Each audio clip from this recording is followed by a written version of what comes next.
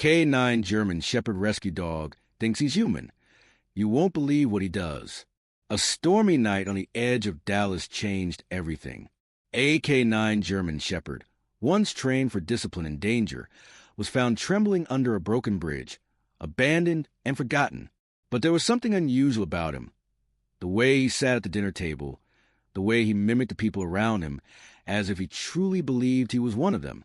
What started as a simple rescue soon turned into one of the most extraordinary stories of loyalty, healing, and transformation you will ever hear. This dog didn't just find a home. He redefined what it means to be family. Before we begin, make sure to subscribe to the channel, like this video, and turn on notifications. This helps us bring you more inspiring stories like this one. Stories that celebrate resilience, courage, and the unbreakable bond between humans and their dogs. Stay with us until the very end, because what this German Shepherd did will leave you speechless and remind you of the incredible ways animals can touch our lives. The rain fell in heavy sheets against the cracked concrete of an old Dallas overpass. Traffic roared above, but beneath it, the world was quiet, hidden in shadows. That's where Ryan Bennett, a paramedic on his way home from a late shift, first saw him. At first glance, Ryan thought it was a man crouched in the dark, broad shoulders, a shape too large to be just any stray. But as the lightning cracked across the sky, he realized what it was: a German Shepherd. The dog's fur was soaked, clinging to his frame, his ribs visible under the skin. His ears stood high, but his eyes, deep amber intelligent, followed Ryan in a way that stopped him cold. This wasn't just any dog. There was awareness there, recognition, almost as if the shepherd was studying him. Ryan stepped closer, calling softly over the pounding rain. "Hey, buddy, it's okay." The dog didn't move. Instead, he tilted his head, watching. Not aggressive, not fearful, but cautious. Ryan reached into his jacket pocket, pulling out the sandwich he hadn't touched during his shift. He unwrapped it, tore a piece, and held it out. The shepherd finally rose. His movements were deliberate, trained. Not the clumsy steps of a stray, but the controlled gait of a dog who had once been taught discipline. He approached slowly and took the bread gently from Ryan's hand. Ryan's breath caught. "You're trained, aren't you?" As if to answer, the dog sat, perfectly, straight back, eyes fixed forward like a soldier awaiting a command. Ryan froze, heart pounding. This wasn't just a stray. This was a K9. He looked at the collar, though it was frayed and rusted. The tag was gone, but the indentation where a badge once hung was still there. Somewhere this dog had served. Somewhere he had belonged. And now he was here, alone, forgotten, surviving under a bridge. Ryan's chest tightened. He had seen abandonment in humans, but seeing it in this animal, so dignified yet broken, tore at him. He crouched lower, rain soaking through his jeans. "You don't belong out here. Come with me." The shepherd tilted his head again, then did something Ryan would never forget. He lifted his paw and placed it gently on Ryan's knee, like a handshake, like he was saying yes. Ryan swallowed hard. "All right then, let's go home." The drive back to Ryan's small apartment was surreal. The shepherd sat in the passenger seat, staring out the window like a person. Every time Ryan glanced over, the dog would meet his eyes, not like a pet glancing at his owner, but like an equal acknowledging another equal. By the time they pulled into the apartment complex, the rain had slowed, and the shepherd followed Ryan up the stairs without hesitation. Inside, Ryan grabbed a towel, but before he could reach for him, the dog walked straight into the living room and, to Ryan's shock, climbed onto the couch. Not curled like a dog, but sat upright, chest out, eyes forward, as though he had every right to be there. Ryan laughed despite himself. "You really think you're human, don't you?" The shepherd barked once, sharp and confident, as if agreeing. Over the next few days, Ryan discovered just how unusual his new companion was. The dog refused to eat off the floor. When Ryan placed a bowl down, he stared at it until Ryan lifted it onto the table.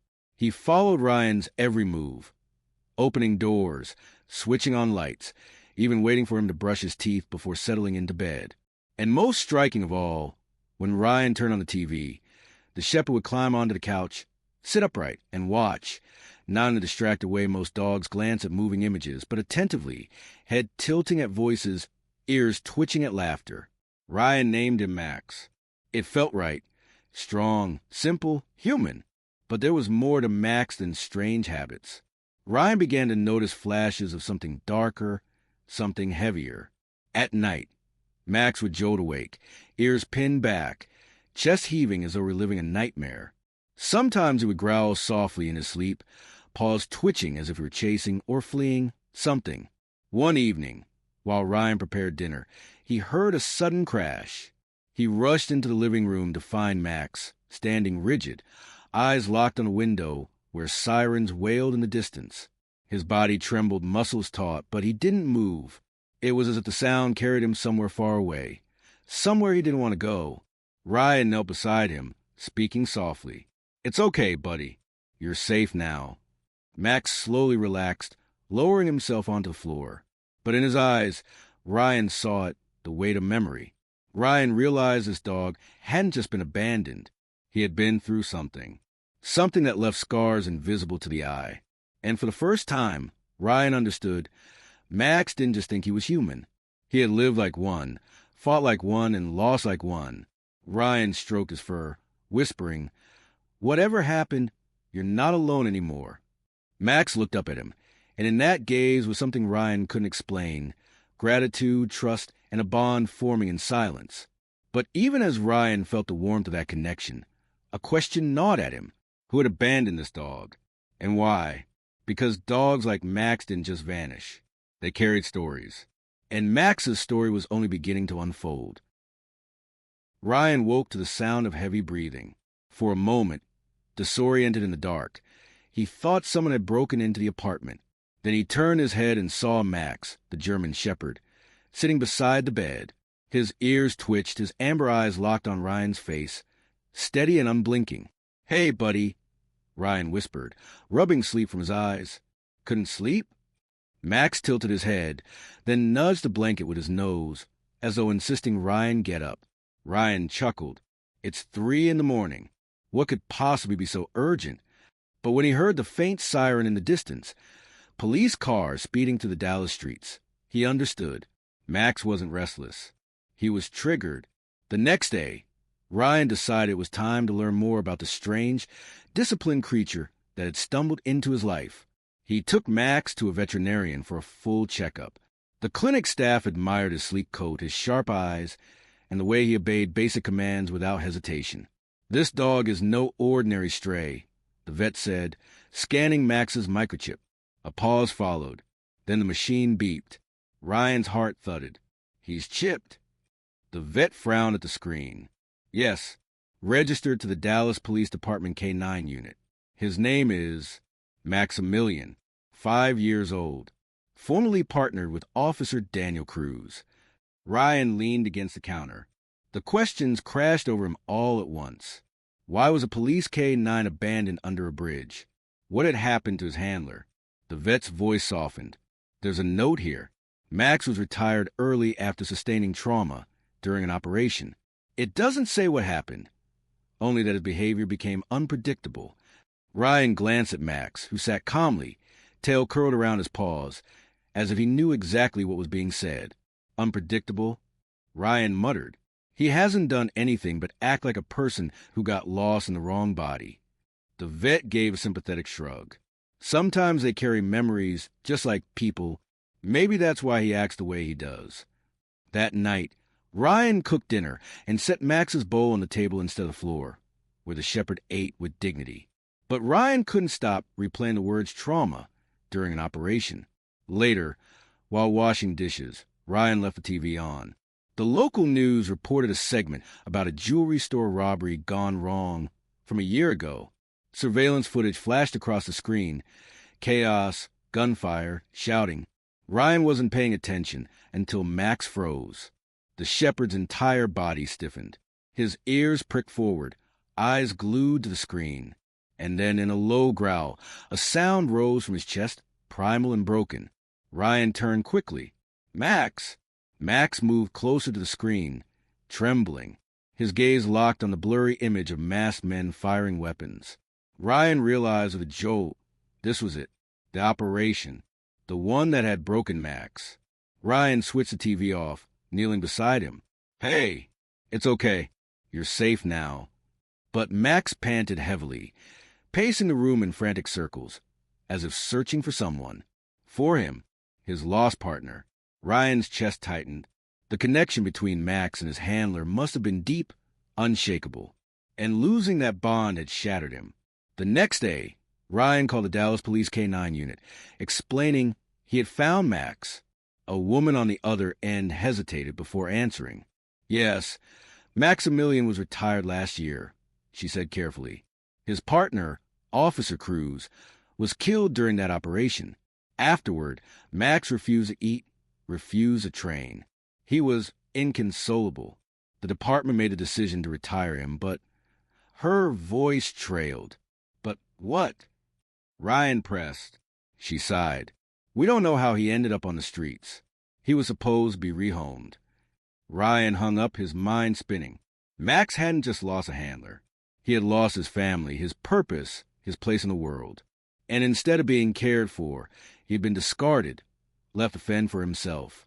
That evening, as Ryan sat on the couch, Max climbed beside him and rested his head on Ryan's shoulder. The weight was heavy, grounding. Ryan whispered, I'm not him. I'm not Cruz. But I promise you, you're not alone anymore. For the first time, Max let out a sigh and closed his eyes, as though finally allowing himself to rest. But Ryan knew rest wouldn't last. The following week, Ryan returned home from a shift to find his apartment door slightly ajar. He froze, adrenaline rushing through his veins. Inside, drawers had been rifled through, paper scattered across the floor. And there, standing rigid in the center of the living room, was Max, his teeth bared, his entire frame coiled like a spring. Whoever had been inside had left quickly, and only because they didn't want to face the shepherd. Ryan knelt, heart pounding. Good boy, you protected us. But questions flared again. Why had someone broken in? Was it random? Or was it connected to Max's past? The operation, the men in masks, the betrayal of being abandoned? Ryan stroked Max's fur, a chill running down his spine. What are we caught up in, buddy? Max licked his hand once, steady and deliberate. His eyes glowed with determination, not fear. Ryan realized then Max wasn't just surviving anymore. He was preparing. Whatever storm was coming, Max was ready to face it, as if he were human, standing shoulder to shoulder with Ryan. And for the first time since finding him, Ryan wasn't sure if he had rescued Max or if Max had rescued him. The break-in haunted Ryan for days. He changed the locks, reinforced the windows, and even borrowed a camera from a friend to monitor the apartment.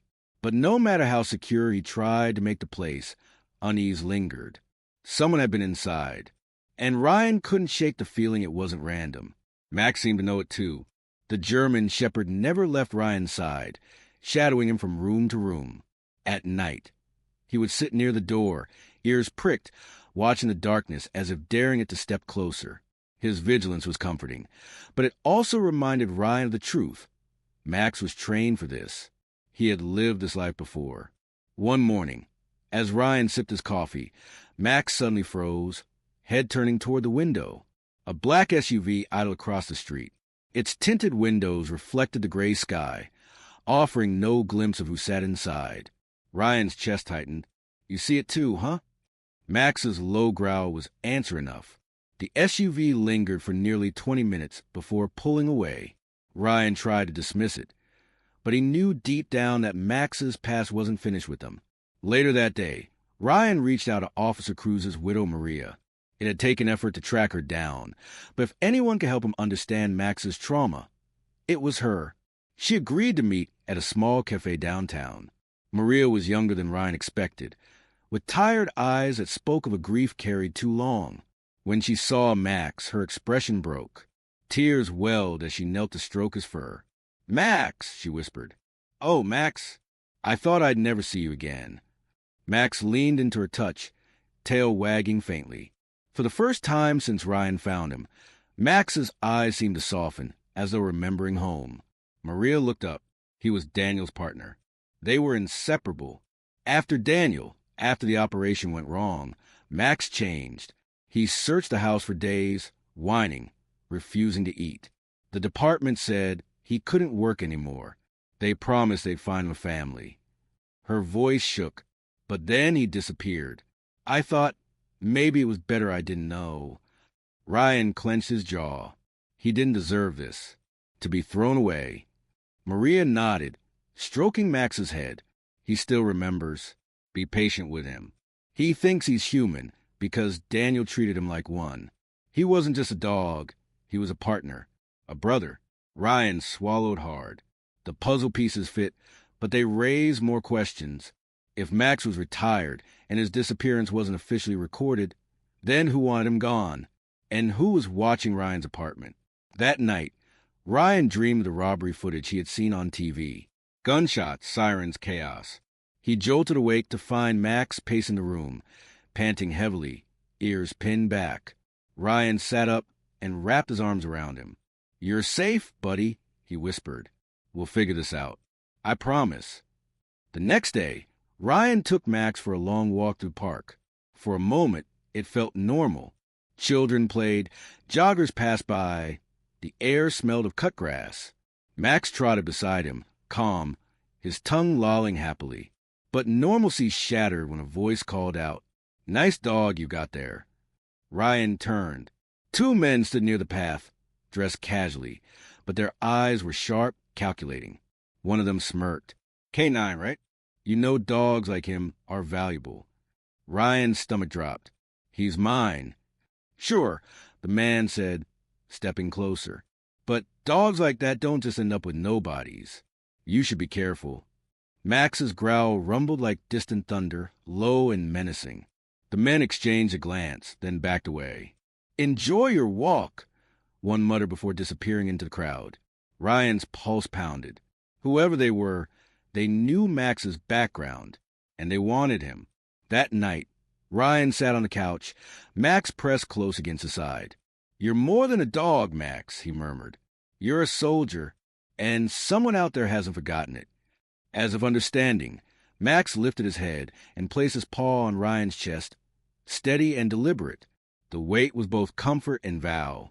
Days later, Ryan's fears became reality. He returned home from work to find his apartment door wide open. Inside, chaos. Drawers overturned, furniture slashed, paper scattered. But Max was still there, unharmed, sitting rigid in the center of the room. His teeth were bared, chest heaving. Blood stained his muzzle. Ryan's breath caught. "Max, what happened?" On the floor near the window, drops of blood trailed toward the fire escape. Whoever had come for Max hadn't expected him to fight back. And Max had done exactly what he was trained to do: protect. Ryan knelt, gripping Max's collar, tried to calm his own racing heart. They're not going to stop, are they? The apartment no longer felt like home. After the second break-in, Ryan barely slept.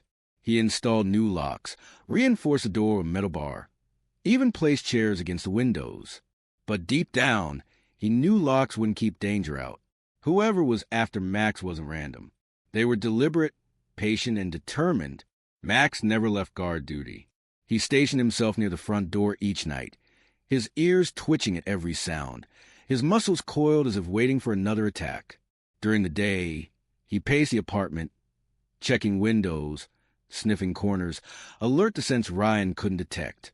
He was more than a pet now. He was a partner. Still, Ryan couldn't ignore the gnawing truth. This wasn't sustainable. "We can't keep living like this, buddy," he murmured one night as Max rested his head on his knee. "We need answers. We need to know who's after you and why." The next morning, Ryan returned to the K9 unit headquarters, this time demanding answers. The officer at the desk looked uncomfortable as Ryan explained everything. The SUV, the men in the park, the break-ins. Finally, the officer sighed. "Look, I shouldn't tell you this, but Max's last operation wasn't just any robbery. It involved an organized crime group. They lost men that night, and they believe Max could identify them. Word is, some of those men are still out there, and they don't forget." Ryan's chest tightened. You're saying they're after him because he's a witness? The officer nodded grimly. He's a liability to them. And now, so are you. On the drive home, Ryan's hands gripped the steering wheel until his knuckles whitened. He glanced at Max in the passenger seat, who sat calmly, gazing out the window like a soldier returning from war. You've been fighting this battle alone, Ryan whispered. Not anymore. That evening, Ryan began training with Max. He wasn't a cop, but he knew discipline and consistency mattered. In the small living room, he practiced commands. Sit, stay, heel. Max obeyed with precision, his sharp eyes locked on Ryan. But it wasn't just obedience. It was connection. With each command, Ryan felt the bond deepen, as if Max were saying, I trust you. Don't let me down. They also ran drills outside at dawn, before the streets filled. Ryan tossed objects, simulating distractions, while Max focused on his cues. They jogged side by side, building stamina. Slowly, Ryan realized Max wasn't just protecting him. He was teaching Ryan how to trust his instincts, how to move like a team. But danger returned faster than he expected. One evening, as Ryan walked Max along a quiet street, headlights flared behind them. A van slowed, trailing too close. Ryan's heart hammered. He tightened his grip on Max's leash. The van door slid open, and two masked men jumped out. Get the dog, one shouted. Ryan barely had time to react. Max lunged forward with ferocity Ryan had never seen, his teeth flashing. He clamped down on the first man's arm, dragging him to the ground. The second swung a metal pipe, but Ryan kicked out, adrenaline surging, while Max turned, growling, forcing the attacker back. Neighbors shouted from balconies. Someone yelled they were calling the police. The men panicked, retreating into the van, which screeched away into the night. Ryan dropped to his knees, clutching Max's fur. You saved us, he gasped, breathless. Max licked his hand once, as if to say we saved each other. Minutes later, police cars flooded the street, sirens piercing the night. Officers took statements, but Ryan knew words couldn't capture what had just happened. Max wasn't just defending him.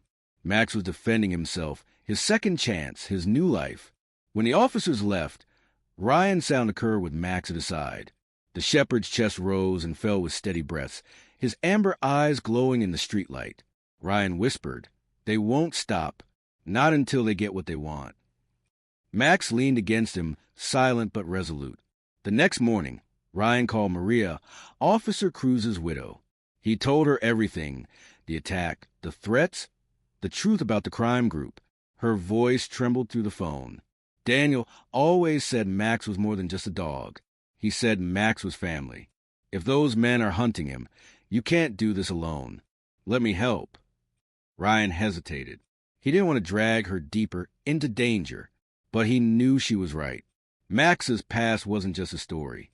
It belonged to all who had loved him.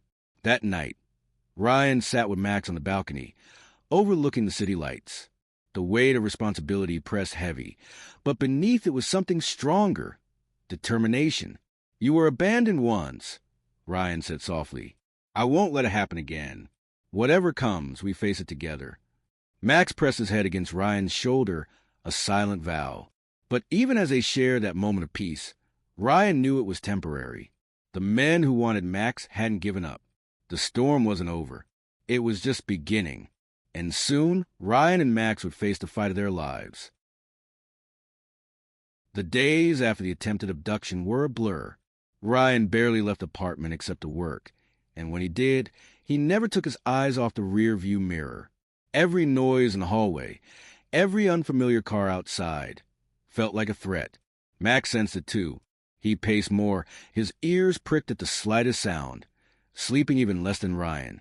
One evening, Ryan sat at the kitchen table with files scattered in front of him, news clippings about the robbery, printed reports he'd begged off a contact at the police department. Max lay at his feet, head resting on his paws, but eyes sharp, watching. This isn't just about you, Ryan muttered, half to himself. They want to erase what happened that night. You were there, Max. You saw them. You remember. Max's ears twitched. Ryan leaned down, meeting the shepherd's steady gaze. But if they think getting rid of you will erase the truth, they don't know you at all. That night, Maria came over. She placed a framed photo on the table. Her late husband, Officer Cruz, smiling proudly with Max at his side. The resemblance between that dog and the one at Ryan's feet was uncanny. Same amber eyes, same dignified posture. But Ryan could see the difference. Back then, Max looked whole. Maria's voice was soft. Daniel trusted Max with his life. That trust didn't end when he died. You're part of that now, Ryan. Ryan clenched his jaw. Then we finished what Daniel started. The next day, Ryan took Max to a secluded training field on the edge of the city. It was time to see just how much of the OK-9 still remained. He set up obstacles, tossed objects, shouted commands. Max responded with precision, his body moving like a soldier awakened from sleep. But then Ryan raised the ultimate test. He played back the surveillance footage from the robbery on his phone. Max's body stiffened instantly, ears pinned, growl rising. Ryan crouched, holding his collar gently. "It's okay," he whispered. "I know it hurts, but we need this. Show me." Max's gaze burned with intensity. His eyes locked on one of the masked men in the footage, and he barked, sharp, furious, certain. Ryan froze. Max wasn't just reacting. He was identifying. It hit Ryan like a jolt. Max remembered. That night, Ryan called his contact at the K-9 unit. He explained everything. The attacks, the SUV, Max's reaction to footage. The officer hesitated before replying. If Max can identify them, he's the key. But bringing him in puts a target on both of you. Ryan looked at Max, who sat tall beside him, steady as a rock. "We're already targets," Ryan said firmly. The following week, Ryan and Max were escorted to a secure police facility. Max was shown a lineup of photos, and without hesitation, he pawed one of them. The same man who had been at the park weeks earlier, the one who had said, "You should be careful." The room went silent. There was no doubt. Max had just confirmed what no one else could. But the revelation came with a price. That night, as Ryan drove home under the cloak of darkness, headlights appeared in the mirror. Too close, too persistent. His chest tightened. "Hold on, buddy." The black SUV swerved, ramming the back of Ryan's car. Metal screeched. Ryan fought the wheel, heart hammering. Max barked furiously, teeth flashing as the SUV pulled alongside. A masked man leaned out, a gun glinting under the streetlight. Ryan swerved hard, slamming into the SUV's side. Tires squealed, horns blared. The car spun, smoke filling the air. Ryan's vehicle skidded to a stop at the curb. The SUV, damaged, roared away into the night. Ryan sat shaking, gripping the wheel. Max pressed against him, panting but unhurt. "We made it," Ryan whispered, voice breaking. "We made it." The next day, police launched a full investigation. With Max's identification and Ryan's testimony, warrants were issued. The crime group began to crumble. For the first time, Ryan felt the storm lifting. Weeks later, life settled into something close to peace. Ryan's apartment no longer felt like a battlefield. Max had his own bed now, though he still preferred the couch, sitting like a human watching the world go by. Children in the neighborhood adored him, calling him the dog who thinks he's people. Ryan couldn't argue. Max had earned that title. One evening, as the sun dipped low and painted the sky gold, Ryan sat on the porch with Max beside him. He scratched behind his ears, smiling softly. "You were a soldier, a partner, a survivor, but now you're family, and nothing will take that away." Max leaned his head against Ryan's shoulder, eyes closing, the weight of his trust heavy and unshakable. Ryan whispered, "You were abandoned once, but never again." And in that quiet moment, Ryan understood the truth. He hadn't just rescued Max had rescued him too, teaching him courage, resilience, and the kind of loyalty that outlives fear. The storm was finally over, and together they had found something stronger than survival. They had found home.